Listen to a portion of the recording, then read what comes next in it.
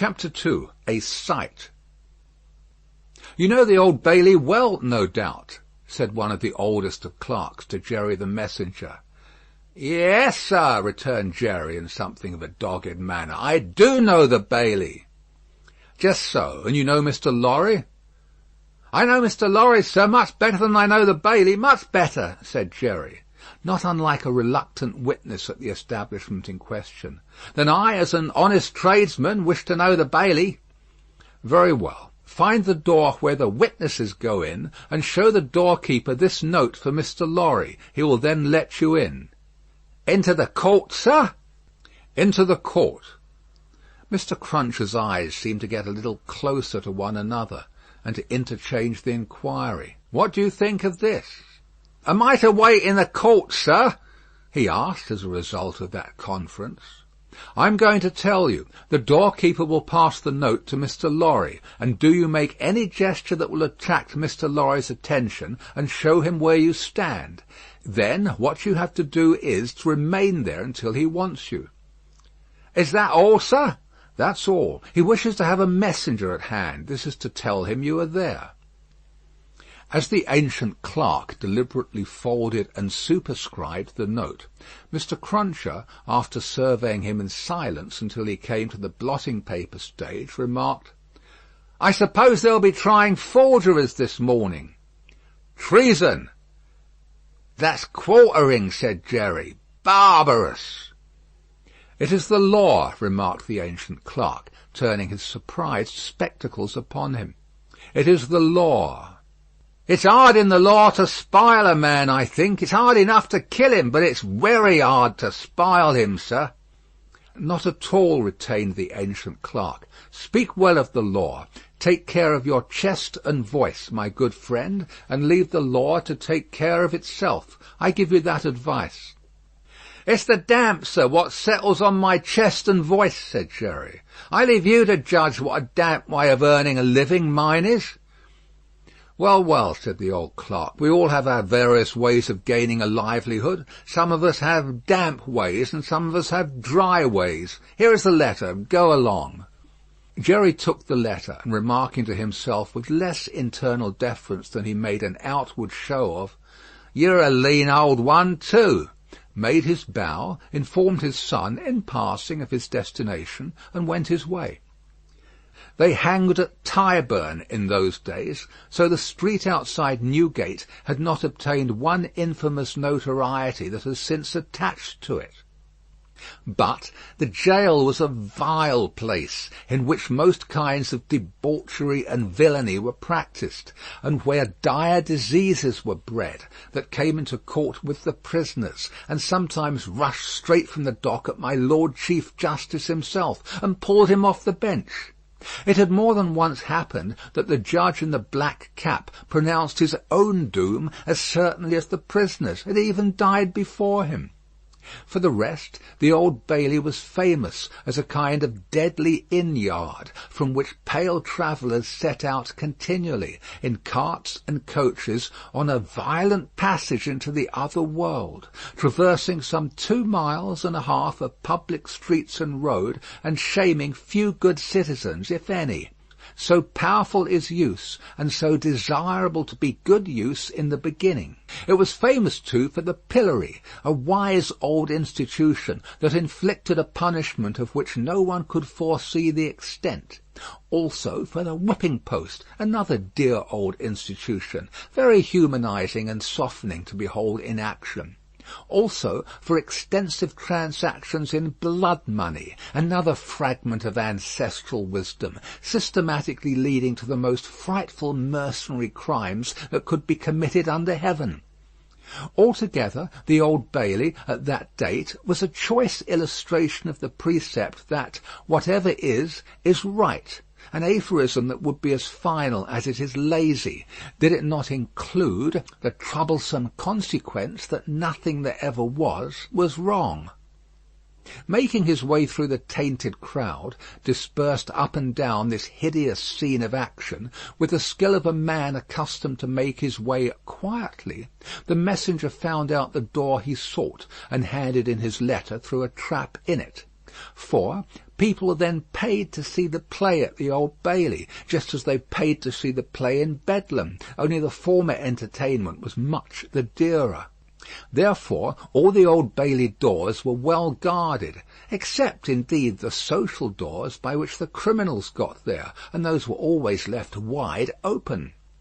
After some delay and demur, the door grudgingly turned on its hinges a very little way, and allowed Mr. Jerry Cruncher to squeeze himself into court. "What's on?" he asked in a whisper of the man he found himself next to. "Nothing yet. What's coming on? The treason case, the quartering one, eh?" "Ah," returned the man with a relish. "He'll be drawn on a hurdle to be half hanged, and then he'll be taken down and sliced before his own face, and then his inside will be taken out and burnt while he looks on, and then his head will be chopped off, and he'll be cut into quarters. That's the sentence." "If he's found guilty, you mean to say?" Jerry added by way of proviso. "Oh, they'll find him guilty," said the other. "Don't you be afraid of that." Mr. Cruncher's attention was here diverted to the doorkeeper, whom he saw making his way to Mr. Lorry, with the note in his hand. Mr. Lorry sat at a table among the gentlemen in wigs, not far from a wigged gentleman, the prisoner's counsel, who had a great bundle of papers before him, and nearly opposite another wigged gentleman with his hands in his pockets, whose whole attention, when Mr. Cruncher looked at him then or afterwards, seemed to be concentrated on the ceiling of the court. After some gruff coughing and rubbing of his chin and signing with his hand, Jerry attracted the notice of Mr. Lorry, who had stood up to look for him, and who quietly nodded and sat down again. "What's he got to do with the case?" asked the man he had spoken with. "Blest if I know," said Jerry. "What have you got to do with it, then, if a person may inquire?" "Blest if I know that either," said Jerry. The entrance of the judge, and a consequent great stir and settling down in the court, stopped the dialogue. Presently the dock became the central point of interest. Two jailers who had been standing there went out, and the prisoner was brought in and put to the bar. Everybody present, except the one wigged gentleman who looked at the ceiling, stared at him. All the human breath in the place rolled at him, like a sea or a wind or a fire. Eager faces strained round pillars and corners to get a sight of him. Spectators in back rows stood up, not to miss a hair of him. People on the floor of the court laid their hands on the shoulders of the people before them, to help themselves at anybody's cost to a view of him, stood a tiptoe, got upon ledges, stood upon next to nothing to see every inch of him. Conspicuous among these latter, like an animated bit of the spiked wall of Newgate, Jerry stood, aiming at the prisoner the beery breath of what he had taken as he came along, and discharging it to mingle with the waves of other beer and gin and tea and coffee and what not, that flowed at him, and already broke upon the great windows behind him in an impure mist and rain. The object of all this staring and blaring was a young man of about 25, well grown and well looking, with a sunburnt cheek and a dark eye.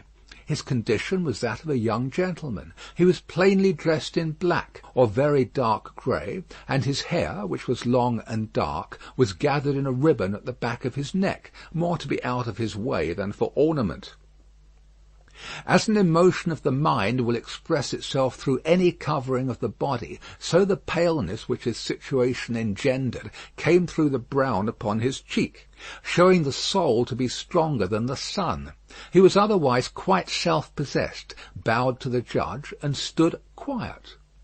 The sort of interest with which this man was stared and breathed at was not a sort that elevated humanity. Had he stood in peril of a less horrible sentence, had there been a chance of any one of its savage details being spared, by just so much would he have lost in his fascination. The form that was to be doomed to be so shamefully mangled was the sight.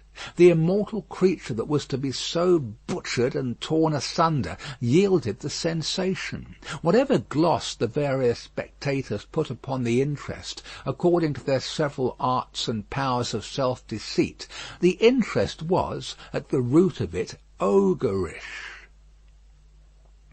"Silence in the court!"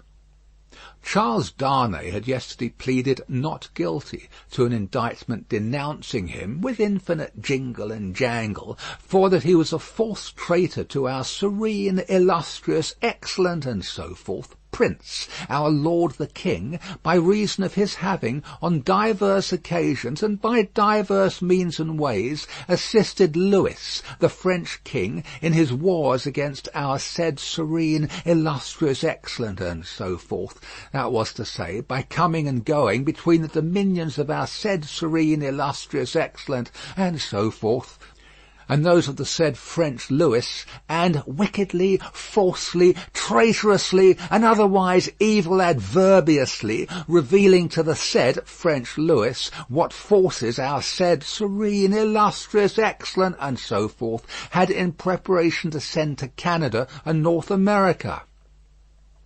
This much Jerry, with his head becoming more and more spiky as the law terms bristled it, made out with huge satisfaction, and so arrived circuitously at the understanding that the aforesaid, and over again aforesaid, Charles Darnay stood there before him upon his trial, that the jury was swearing in, and that Mr. Attorney General was making ready to speak. The accused, who was, and who knew he was, being mentally hanged, beheaded, and quartered by everybody there, neither flinched from the situation nor assumed any theatrical air in it. He was quiet and attentive, watched the opening proceedings with a grave interest, and stood with his hands resting on a slab of wood before him, so composedly that they had not displaced a leaf of the herbs with which it was strewn. The court was all bestrewn with herbs and sprinkled with vinegar, as a precaution against jail air and jail fever. Over the prisoner's head there was a mirror to throw the light down upon him. Crowds of the wicked and the wretched had been reflected in it, and had passed from its surface and this earth's together. Haunted in a most ghastly manner that abominable place would have been if the glass could ever have rendered back its reflections, as the ocean is one day to give up its dead.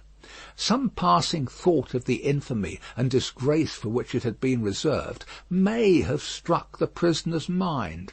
Be that as it may, a change in his position making him conscious of a bar of light across his face, he looked up, and when he saw the glass his face flushed, and his right hand pushed the herbs away. It happened that the action turned his face to that side of the court which was on his left.